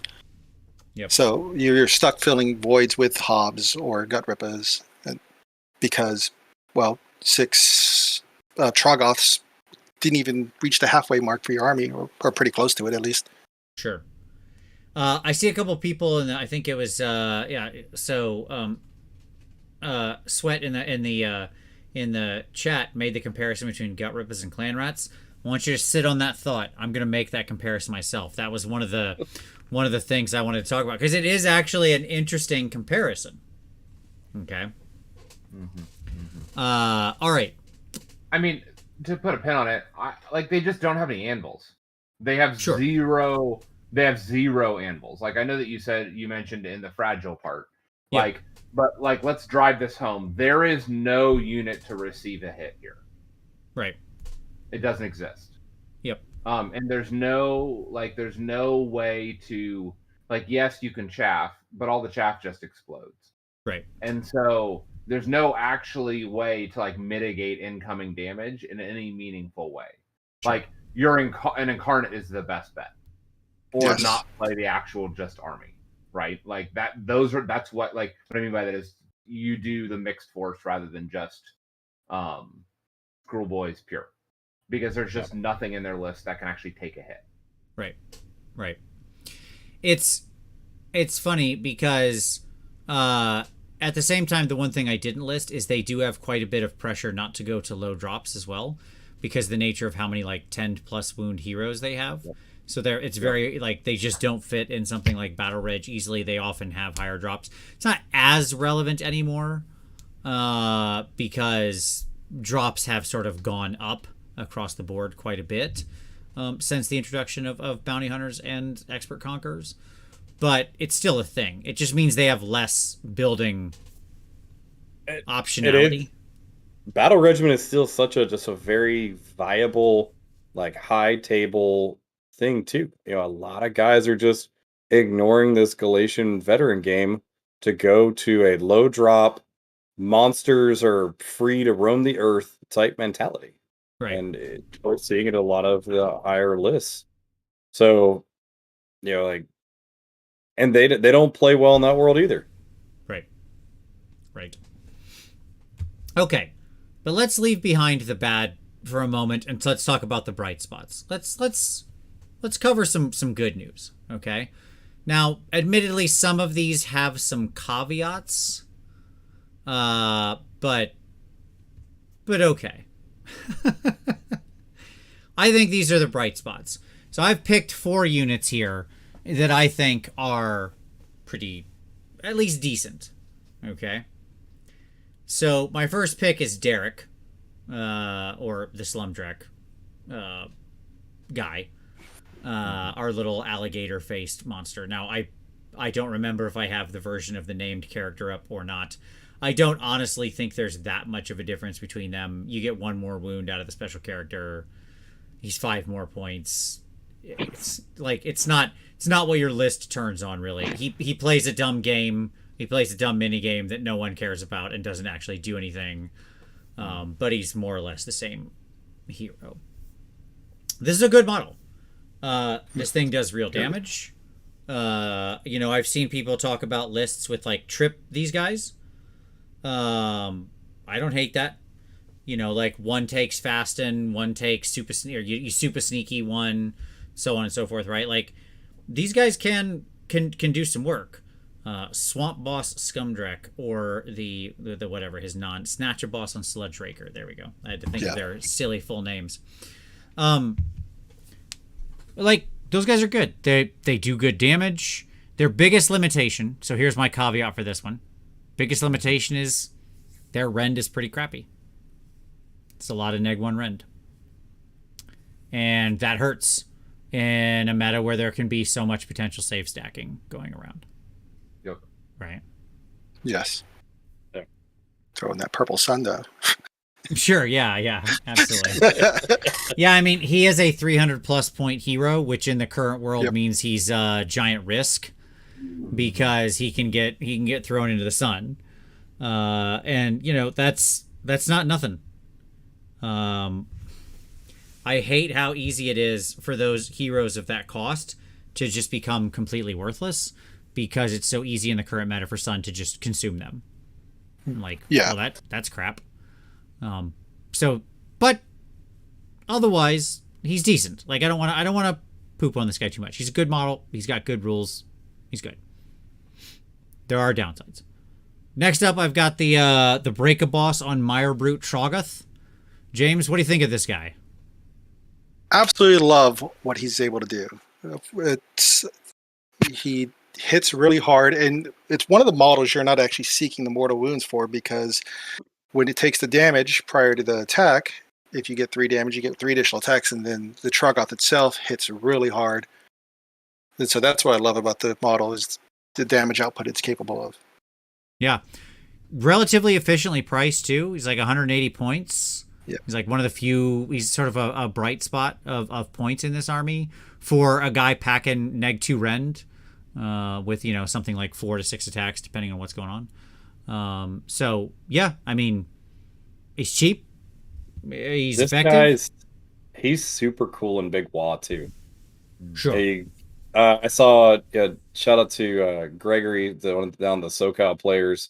He uses this guy in a Big Wah list. You give him Flaming Weapon, and then you just big hand of Gork, toss him in with Fasten, and he gets to just get up in somebody's army, like suicide, and just see how much damage he can do. And it's super cool to watch. And just like a 1 unit, turn 1 wrecking ball that you have to then deal with. Like, yeah, I'd love to see him find some just real love in Kruleboyz instead of Big Wah, because he's really great looking model and he does really cool things. Yep. And look, we should state, at 180 points, he's a 12 wound model who, he's not a monster, but he also doesn't have a damage chart. Right? He just is what he is. 12 wounds or 1 wound, he hits like he hits. So, that's cool. Good stuff. Yes. I like him. The Shaman. I don't know if I have many caveats, by the way, for the Break-A-Boss on Troggoth. I think he might just be I guess maybe slow. Slow, yeah. It's slow. That's probably his caveat, because he's only a 5-inch move. So, okay, there we go. That's his caveat. He's a troll. Make him faster. Yeah, like everybody in this army that's good has something that's just like, Okay. The next up, we've got our shaman, our little swamp kala shaman, who obviously is bringing in the pain, or theoretically so, because him and his little pot crot, he's turning on your 5-ups to hit deal mortals. Now, the problem there, by the way, at a relatively reasonable cost for a spellcaster, he's only 105 points. However, the title of spellcaster might as well not even apply to him, because to do his little poison thing, we're going to go right into this guy's caveat. To do his little poison thing, he can't cast spells. Yeah. That is correct.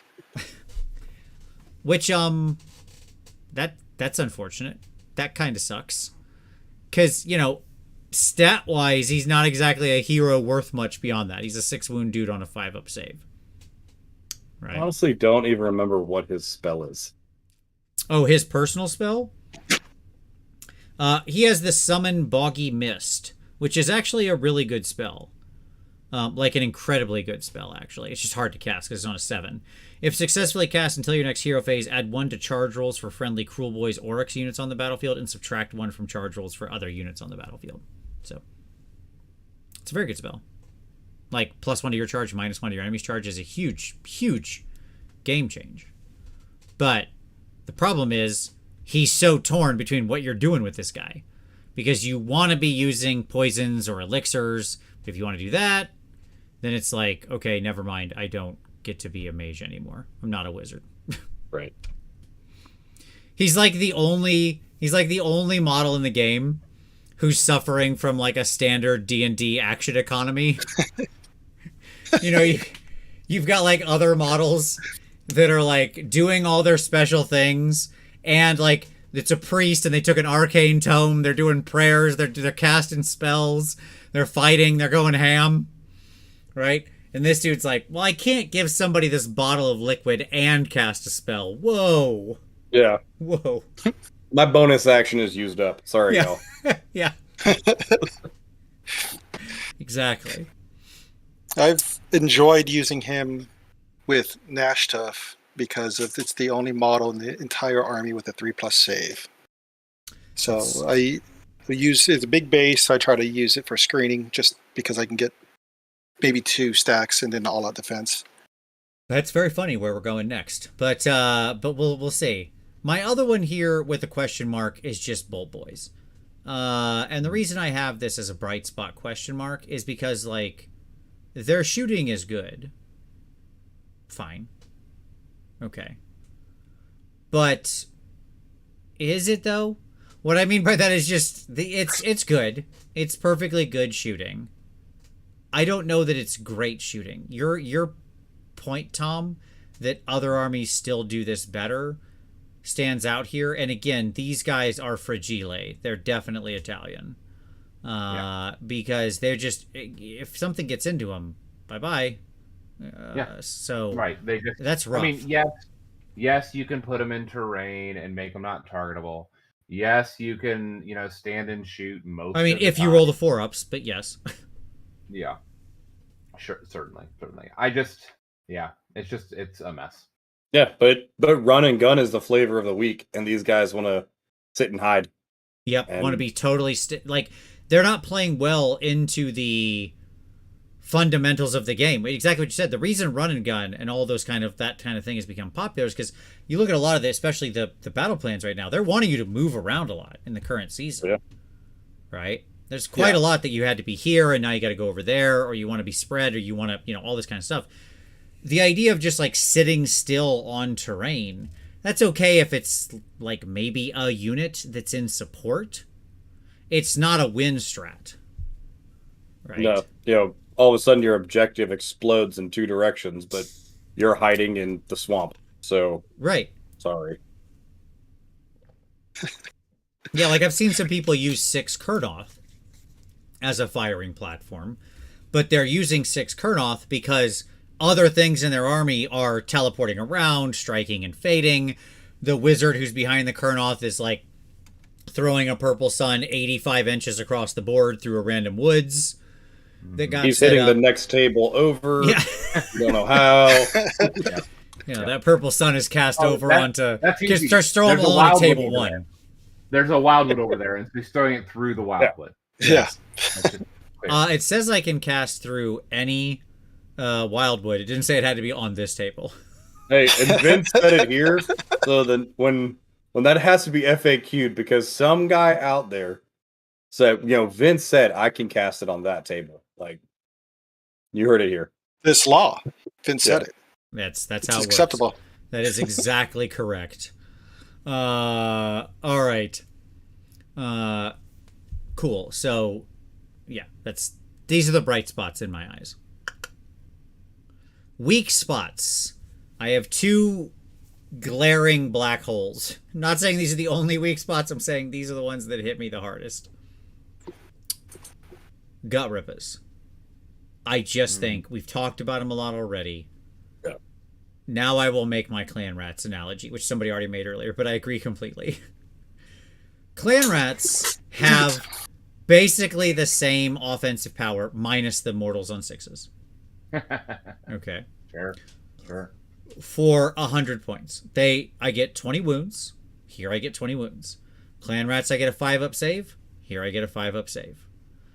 I'm faster than these guys. I can move faster. I have retreat. Clan rats have retreat and charge. Yep. And by the way, just a built-in bonus to run. Yes. Which even though they have no run and charge, it's still quite useful. Just for moving out and covering space and objective grabbing and stuff like that. The 20 clan rats take up more board space, have better board control, and will either have the same or just slightly worse hit and wound numbers. Both have no rent. But obviously, yes, the gut rippers can do mortals on 6s. I'm not even counting their shields ability. I just don't think that's anything. I just don't. And the clan rats can regenerate because every battle shock phase D3 clan rats come back. Right? And they reach what, 3 inches? Yeah, and that basic unit will have a reach of 3 inches. Yeah, that unit of 20 will have a reach just out of the gate of 3 inches. Yep. On 25 mil bases too. So And the support. Sure. And there's like all sorts of synergy we could be doing with clan rats, right? That just isn't found. Error 404, gut ripper synergy not found, right? There's a couple things that of course you can do, but it's not as much. And so when you put up that comparison, same basic attack profile, same basic save, slower, not as many tricks. The fact that these guys can't retreat and charge when the Skaven can, and these are the ambush swamp killers, is just a very funny comparison. So it's I don't think it throws it into stark relief. These guys are wildly overcosted when you put them into that kind of a relief, right? Now, clan rats don't really do anything either. That is to say, they don't kill anything. They don't fight. Their purpose is to exist. That's it. They are warm bodies. They sit there until somebody kills them. Right? But they do that cheaply, which makes them good, which these guys don't do. These guys are expensive, which makes them bad. I don't know how else to say it. It's that simple. Yeah. Right? Yeah. Yeah, I mean, it hurts how bad they are when it comes to their point value. Right. You know, I could easily see these guys at 140. I really could. And I don't think the game breaks in any way. Yeah, talking with Jack, that was one of my biggest predictions, is they would finally drop him in points. But they gave us Hobbs as battle line instead. Sure. Hey, I heard you wanted a pony, so here's a picture of a dog. So here's a Chihuahua. Right, like these are not equivalents. Right? The other guy I have in here is the weak spot, and it's a shame because I really actually do love this model, is the boss on Nashtooth. I know you said you like this guy because he's the only dude with a 3-up save, and I agree that's, a thing. He is the only 3-up save around, which, okay, fair's fair. That's not terrible. But my issue with this guy is he's 170 points for a 10 wound hero. So instantly he's at the worst level of wounds. Yeah. Yep. Cannot benefit from cover, screws up your battalions, has the worst of everything, right? Mm-hmm. I'm not even sure he like really punches at his weight for 170. Maybe, maybe not. We could argue about that. Like his dog has -2 rend, which is okay. Mm-hmm. But if you want the abilities, you're just gonna either take the one on foot or lean into it and take the big guy on the bird. Yeah. This guy is in the cursed middle ground, where I don't see a role for him. That's the problem. Am I wrong? I agree with you that he has a decent save, which is cool. That's the only way I used him. He didn't survive. He has the Nash stuff itself has a decent attack. With, I think it's a -2 Ren.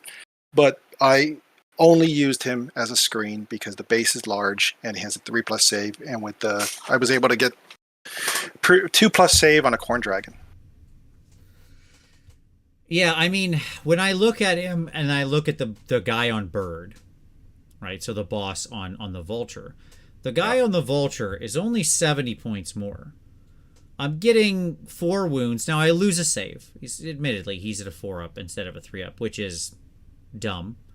But like obviously that guy should be a 3-up. But not only do I still get the same all part of the plan where I can stop people from running to Battle Shock, which is admittedly relevant. Okay. I also get commanding view, so I can, I can double tap. Mm-hmm. Which is, to me, so worth it. Unbelievably worth it. And I don't understand the situation. If that guy on the Gnash Tooth was 7 or 8 wounds, yes, and 150 points or something, or 155, 160, I don't know, somewhere in there, right? I'd say okay, I could maybe see it. Or not a leader. Sure. On top of that, sure. This is the new cavalry. We're just demoting him. Yeah, just demote him down. You got to buy 5 of them, and that's your cavalry now, or something. Or maybe you only got to buy 2. He's just your elite cavalry. He's like a. They become like full. They become fulminators effectively. Yeah. So, they're both bad. I don't know what else to say. There's I think a we've insulted them enough. Yeah, let's move on to second look units that I just want to have some quick discussion around. I'm not saying these are in any way good. I'm just saying I wanted to have a discussion around them. Sure. All right, let's talk Dobby first. Our little buffer guy. Obviously, he's great in Gits, so he's a great model, just not for this army. Yes. Okay. Yeah. So if you take Kragnos and Dobby from the Orc war clans, and then you put them in a Git soup and just kind of slosh that around, like, oh yeah, now you have a list. We've combined 3 different things, and it's cool. Yep. Is there any world where you want to take this guy? Excuse me, outside of Gits? Yes. I want to take him because Sure. he has good rules. His +1 to hit bubble. It's a nice big large bubble. I want to take him. What am I going to give him for a supporting cast? I think we've beat that dead horse. I give me a unit that he can support. Right. And then he's awesome. He's great looking model, cool rules. Like, love him. Voted best ally in the game. Yeah, sure. Okay. Let's talk about our Gobsprack, our Kragnos speaker here, our caster on Vulture. Mm-hmm. Is this guy ever worth it in your estimation, James? What are you feeling on this guy? What are you rating old Gobby, old Sprack? He is one of my top 3 favorite models in the game. Sure. And it's actually what appealed to me with Kruleboyz is this model. And no, Amazing I would never model. take him. I would never take him because I would take him for a casual game, but for tournaments, something to that effect, he just doesn't do what he's supposed to do. Sure. I did kill Marathi with the counterspell though, because I wrote above it. But outside of that, he didn't do much. The spells in the game are too expensive, and he doesn't get any bonus to those spells. So you can't take anything to help you reroll those. You do get that once per game 3d6 roll.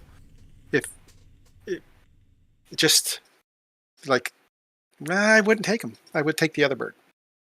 It's interesting because this is an army that actually has some decent spells, but they have bad spellcasters.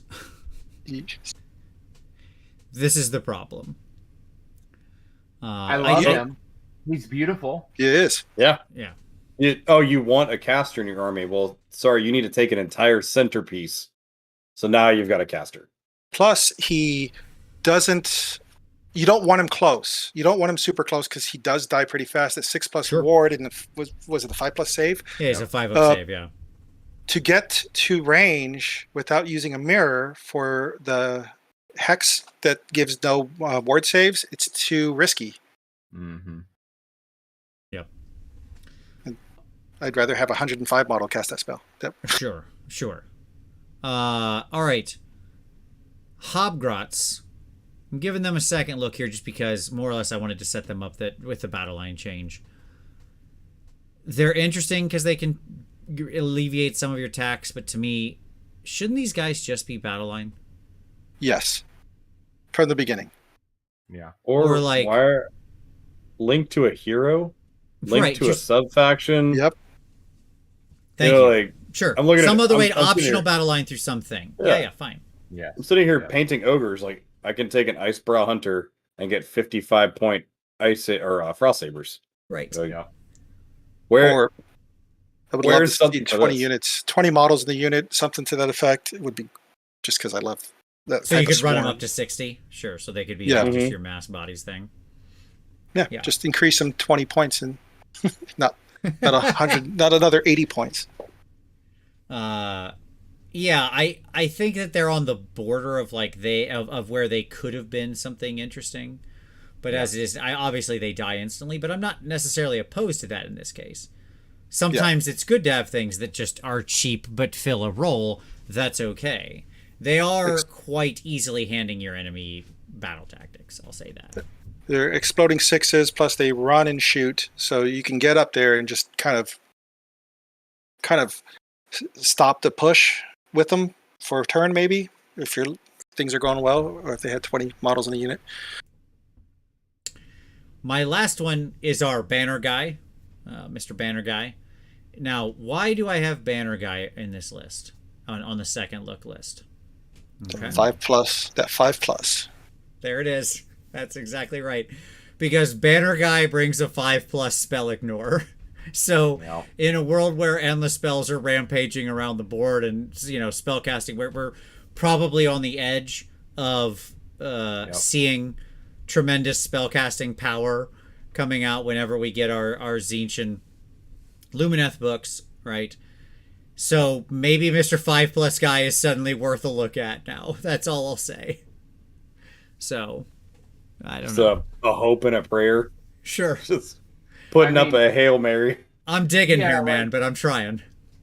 I mean, that rolling a 1 on God models is a Hail Mary, isn't it, for the Purple Sun?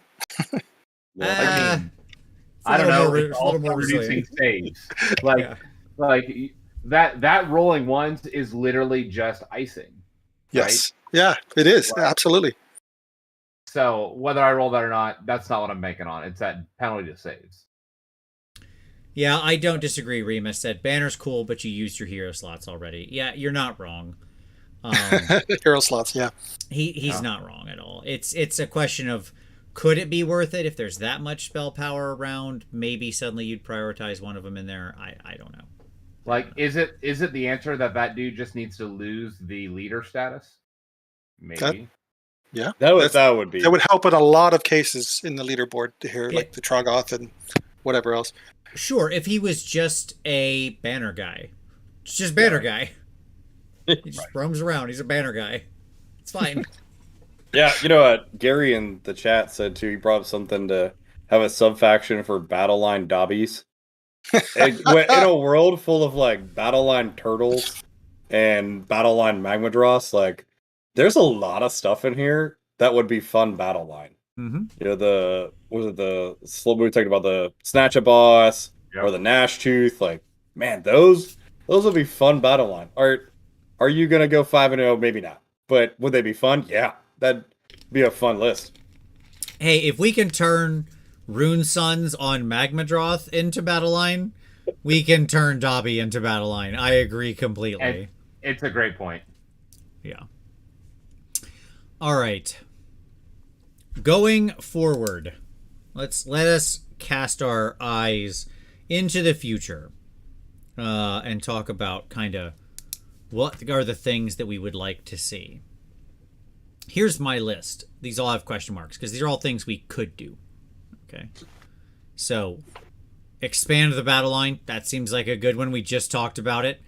Lower points on Gut Rippas seems good. Reliability on Dirty Tricks. Maybe make them not so easy to get nothing out of. Mm-hmm. Maybe make the Skull Bugs do anything. Just anything. I would accept anything. I read the text. My eyes glazed over and I immediately forgot what the text was. It's incredible. It's a magic trick. Because that text will not stick in your brain. Your brain immediately recognizes the Skullbug subfaction text as worthless information that it cannot afford to burn neurons remembering. You read it as ipsum lorem, literally. Correct. I actually just had to read it. I just had to read it again because I forgot that I played Kruleboyz. Yeah, it's not surprising at all. More tricky defense options and mobility options. You know, this feels very much like if they're going to be an ambush army, if they're going to be these hunters, these sneaky hunters in the swamps, then they should just have more of that. It doesn't need to be exactly like Sylvaneth does. They could take their own twist on it. There's plenty of room to play in that space. They could have rules where they, under certain conditions, can just pull people back into reserve. Yep. And then reset them up, stuff like that, like on the board, off the board, of them disappearing into the swamp.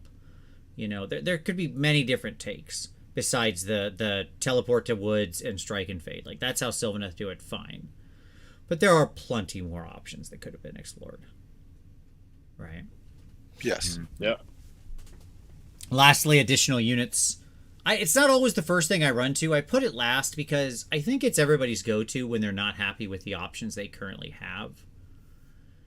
And it's fine. Sometimes you can fix an army by adding additional units, but that shouldn't be necessary. I hope we do see additional units, but if we can keep Ironjaws competitively functional for 6 years on 7 units, we can get there. This can be done. Okay? It's not like we're dealing with some sort of technical impossibility. The proof point is in their book. It's the pages right before this. And it's just shocking. But that being said, we're gonna do a little theory on it. We're gonna do a little fun examination of potential additional units. Did I miss anything here? What did I miss? If what other options do we have that you would like to see? James, you've been playing the army. You can start us off. What would you love to see? I like the concept of what you were saying with the mobility. If say you had a terrain piece where if certain things happen, like say it's near terrain, it could actually scoot back to home base essentially, because they're a hunker army as it is. So being able to get out of danger, to hold up a charge, and then come back to defend, Gobsprack or whoever else in your army. So I think a terrain piece would be a cool idea with the whole bog concept. Okay, cool. Bear, what about you? Yeah, we touched on it that with the new battle plans, run and gun is a thing. Why is there no run and gun? Yep. Why are these guys like the masters of the swamp guerrilla tactics and there's no run and gun in their whole thing? It's just a sit down and shoot a really big bow. Like that's what I would love to see. Like I hate the cop out that I want more units, but or just make the Bolt Boys the ability to be more mobile instead of being hiding all the time. Give a little more flavor there. Give them a unit of 5. I don't care about the wounds. Does anyone care about the wounds? They're going to die regardless. So give them 1 wound, make them 5 units, give them more shots. Like make them slap a lot harder than they can than they do right now. I mean, I like all that. You mentioned it earlier, Bear, but it's worth repeating here. Like if we were going to add a unit, something in the heavier cav. Doesn't need to be pigs exactly. It could be, for example, 3 wound cav or something, or 4 wound cav, or whatever. Or we could go farther. We could do Gnashtooth cav and make them Fulminator style, super heavy cav where they're 2 in a unit. But either way, things that are dodging the Galatian veterans that are really good bounty hunters and high mobility hammers, sure, that could be a great expansion if we're going to talk additional units. I'm just saying, if you put orcs on alligators, you've got my money. In a heartbeat. Like, do these have to be new units, or can these be tweaks that can move the needle? I think many of the things you could do here would be tweaks. A lot of my list is tweaks, right? Battle line changes, points changes. You just rewrite the rules on dirty tricks at this point. It's been more than a year. It's cool. Just rewrite them. Just do it. I mean, what I would say, like, one easy low-hanging fruit is because they're supposed to be like all sneaky and ambushy, right? Mm-hmm. Like they're hiding in terrain. Yep. Like, I know this is a revolutionary idea and most people are going to hate it. You'll probably hate it, Vince, and I accept that. I'm ready. Okay. Is give them a 5-up ward when they're in terrain. I don't know that I hate it. I'm not sure I love how it would make them want to play. But I get it. I'm not saying that. Like, I'm not saying that. Like, it creates a weird incentive structure. It's certainly not helping their mobility problem. But or how about this? When a unit is wholly within 3 inches of a terrain piece. Sure. Like, as in other words, if they're within claiming range of it, right? Yeah. Well, and so the idea would be is that like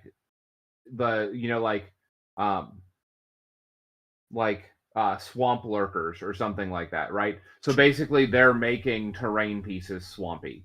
I know that again, we're already playing on Sylvaneth spaces, right? But guess what? This is already Sylvaneth. This is Destruction Sylvaneth. Like, we've already talked about that. It's basically the same army. Or, I mean, you really sparked something too.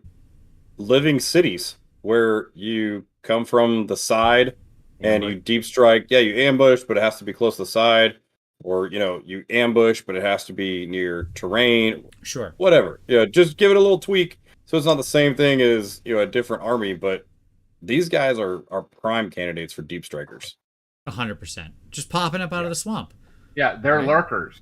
Let them, surprise. Let them lurk. Yes. Yeah. And I know Dirty Tricks you can put some units in terrain, whatever. That's fine. That just needs to be revised, cleaned up, made more reliable. Right. Allegiance abilities shouldn't be a roll of the dice. Yep. We should have learned this with Gitz. Right. I didn't mention him, but it's worth mentioning that a lot of people in the comments have been talking about, taking Kragnos and taking an Incarnate. And hey, I don't disagree that you can do a lot of work if you throw 1,100 points of non-Kruleboyz into this army, as it were. Okay. But is that really a Kruleboyz army? Right. Whenever we talk about this, I always like to frame it of working with the core elements of the army, right? Right. Because it should stand on its own. Right. Much as a movie that's part of a trilogy or something, I should be able to watch that one movie and still enjoy the story. Mm-hmm. But then also watch it as part. It should also be functional as part of the larger story. I don't think an army should only work if you take this 700 point god model and shove it in there. That shouldn't be the required playstyle. So yes, it can do work, obviously, with Kragnos or with an Incarnate, but Incarnates might not be around forever, or might not be as good, or might not be the viable choice. You know, I shouldn't have to take a 700-point God model that gets binned to Purple Sun to make my army valid. Although he's pretty resistant to Purple Sun, but nonetheless. I mean, this topic, I feel personally attacked and find Kragnos to be a perfectly wonderful, viable fix to any destruction army. Sure. I'm not against him. Don't get me wrong. I like Kragnos a lot. I think he's cool and fun. I want him to be functional in this. I just don't want the only valid build to be start with Kragnos, all armies are 1,300 points, right? Like that. That doesn't feel good. That's not why you get into Kruleboyz. You get into this because you want to play this army. So yeah. Yeah. I do want to point out in the chat, they did suggest Genestealer cult-like deployment and with the ambush concept. Oh yeah, the little ambush tokens you can place around. Yeah, so if you don't know what that is, for the people watching, it's you put a token down and you don't know what unit that is. Right. So you know there's a unit there, but it could be Gobsprak, it could be Gut Rippers, it could be Hobbs, but they're the tokens then. Yeah, I think that would be fantastic for this army. That's super cool. Don't the Genestealer cults also have a crossfire? Crossfire? Rule? Yes. Where if they're on both sides, they get you in the crossfire, then they get some big bonuses. That would be another interesting thing to do because the kind of thing you could explore because they are an ambush force. They're trying to pop up on all sides of you, surround you, and then collapse on you. Sort of, you didn't see them coming. So, sure. Yeah, great. A+. Love it. Me too. That's great. Yeah. All right. Kruleboyz unit wish list. Full credit goes to this particular person listed down at the bottom on Reddit because I found this when I was image searching around and I thought it was pretty cool. I don't know that it's exactly what I would pick, but this person went to a lot of trouble to make 9 potential unit additions, and so they're credited down there. So thank you to L Cube on Reddit. I do not know who you are. Could be a good person, could be a terrible person. I have no idea, but it's a random Reddit user who made a very cool image. So I'm using that image and crediting them for their hard work. Their options, the items that they added were a Killaboss on Mire Wyvern, smaller than a Maw Crusher. So kind of interesting option for a purely combat focused, basically kill a boss wizard. I'm not sure not wizard. I'm sorry, big hero. Not sure it's not crossing over with the bird guy, but I get why they want it. Somebody who loves Bone Splitters, you can have a second centerpiece when Bone Splitters gets 1. Yeah. Totally fair. Totally fair. I mean, are you not counting Kragnos because he can go in that army too? You know. Yeah, I guess that counts. Rogue Idol exists, but sure. Bone Splitters need 1 centerpiece model.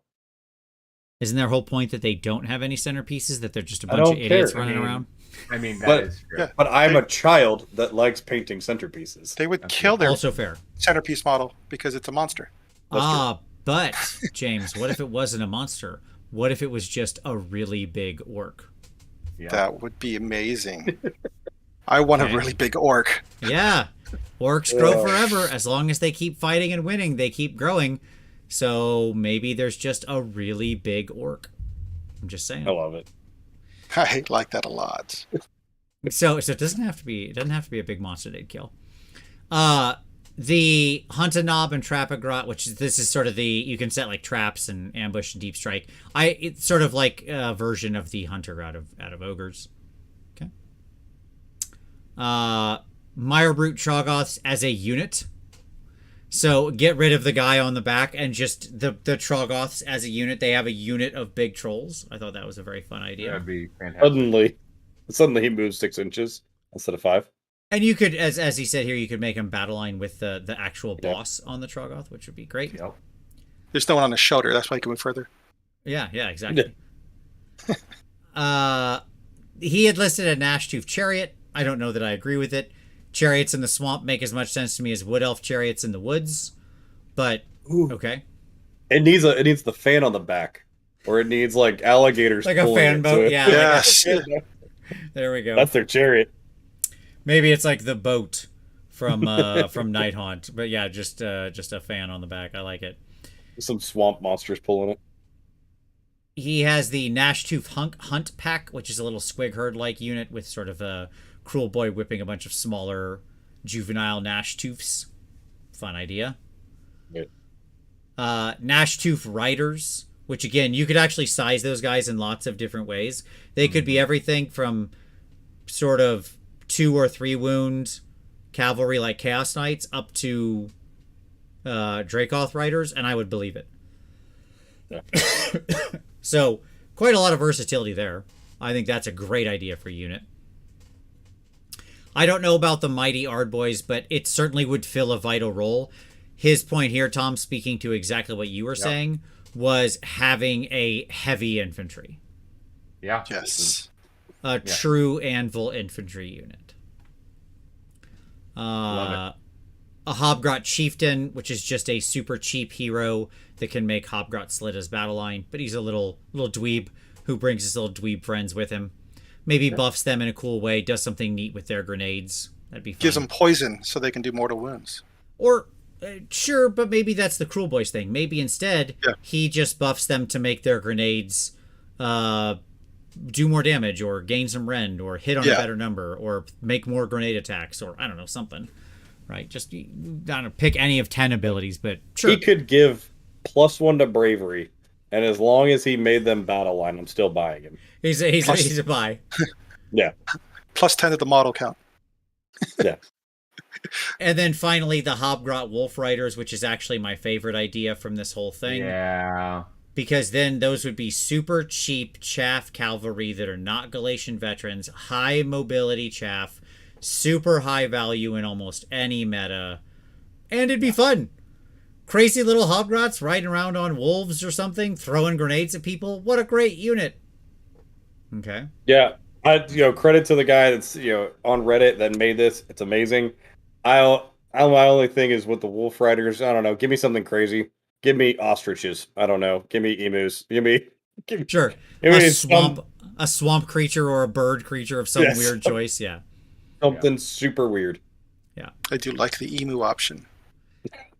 I would completely back riding emus if I didn't think that the next Lumineth release or the one after that was going to have emu riding cavalry in it. So the Lumineth already have that market cornered. There, get away from those high elves emus.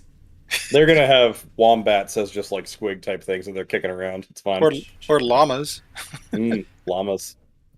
Llamas. I'm not even going to start. Sure. But I agree, Stuart. Chaff Cavalry would help a lot for sort of screening and objectives with weaknesses of the army. That's the Hobgrot Wolf Riders were my favorite one because immediately I saw where those guys were going. By the way, if they also had an ability to go battle line, even better, right? But fast, cheap mounted calf that doesn't go Galatian veteran. It just feels like such a great pick unit, and it would cover so much from a foundational level, from an execution level to how you play, mobility, screening, objective control, board control, like everything. It would just do a lot. So where my Hobgrot Wolf Riders at, or whatever, something Riders. It's fine. Put them on freaking. Not a lot of things hop in a swamp, but put them on anything. I'm good with it. I'm fine with it. Hippos, cool, great. Hippos can move pretty fast. Well, orcs on hippos, I'm sold. Yeah, sure. It sounds like a winner to me. Rerolling ones, Jack. 10 Hobgrots riding a single anaconda. Yes. You have my attention. Yes. I mean, anaconda, like. You have a snake, like a swamp snake, done. Like that, that's a winner right there. Sure. So my point is, we've got a bunch of weird. Oh, frogs, of course. Frogs, yes. Frogs ribbit riders, of course. They're hopping things that live in a swamp. Super easy. How did I not think of frogs? Good old frogs. Yes, there we go. That's the answer. Hobgrot frog riders. They're just riding Lord Croak. Just pick it on him twice in one day. They're trying to conquer him as that's their ultimate get. Him as their personal mount. Yes. All right, gentlemen. I think that's Kruleboyz. I hope we gave them some ideas, because I hope they're actually working on some future version of this right now. I thought this was a good time to do this, because hopefully somewhere deep in the bowels of GW headquarters, they're thinking about the next Kruleboyz book. Okay. Maybe it's 18 months out or something, 2 years out, whatever. But hopefully that's starting to route around. There's a whiteboard somewhere that says in there that says Kruleboyz ideas. Well, here you go, folks. Get these up on the whiteboard. And until then, maybe a battle scroll to fix some of the things we mentioned on the previous slide. Yeah. Cool. All right. Bear, James. But on a positive note. Yeah, go ahead. Beautiful models. Well done. Yes. Your artists are great. Love them. Make them playable. Love you. Right. We all love these models. We just want to see them get used. That's the challenge. Yeah, like, I want a reason to paint an army. I want the big vulture guy. Like, I want him on my table. Yeah.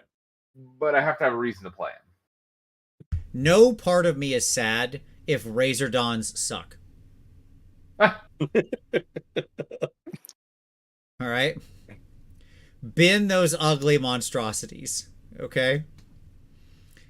But when you have beautiful models that aren't seeing the table, it's just unfortunate. You feel you feel bad, because you know there are people who are collecting this solely based on the aesthetic, because they're so beautiful, and then playing games and thinking, what am I doing wrong? I think there's 2, 3, or 4 of them sitting right here. Yes. We already bought too many Dominion boxes. They're sitting in our paint lobby just waiting. Yeah. I gave all of mine, just gave them to a buddy who was like, oh, so excited about the army. It's super cool. I gave them all to him. You know how many of those I've seen painted? Not many. They're sitting there. And he no longer plays Warhammer. No. He's sitting there in that pile of shame. No, he's also a Nurgle player, so he's okay. He's doing all right. Yeah. I gave some to James, and when he picked them up, they already had green skin and nothing else, because that's where my excitement stopped. Yep. That tracks. Well, this just rejuvenated my love for them, so I'm jumping on it right now. There we go. Get it. That's what it'll do. Get in there. Prove us all wrong. James Bear, thank you so much. So glad to have you on the show. Very excited about you guys joining the Rerolling Ones crew. Rerolling Ones channel will be linked down below. They've been throwing up some really fantastic battle reports. These two guys are the fresh blood in the channel, but of course the old Rerolling Ones crew is still there. We hope to see Brent again in a future one. He's in the chat now. Hey Brent, I hope you're doing well. And we'll have Shu and Jack on at some point in the future. But gentlemen, thank you so much. All of you out there who watched, thank you so much. Don't forget to hit that like button. I haven't said that at all during the show because I'm bad at this. I'm bad at YouTube. I think I've dedicated 8 years of my life to proving that. Yep. Subscribe if you haven't already. Don't forget, we do have a Patreon if you want to support the channel. It's focused on your hobby, on review and feedback, and taking your next step in your hobby journey. There's a merch store down there. You can buy some cool shirts and hoodies and socks, things like that. I'm wearing the socks right now. You'll just have to take my word for it, but I swear to God I am. Right now I am wearing those socks. That wasn't bad. It took us all the way until the end of the entire stream to get a bot in there. Not bad. Also, don't forget there's an affiliate link down there where you can, if you're for Element Games and more to come soon, so you can use that and get your stuff. So those are all ways you can support us. But as always, just hit like and subscribe. Those are both free, and we really appreciate it, and it helps other people find the channel. Thank you so much for watching. As always, we'll see you next Wednesday.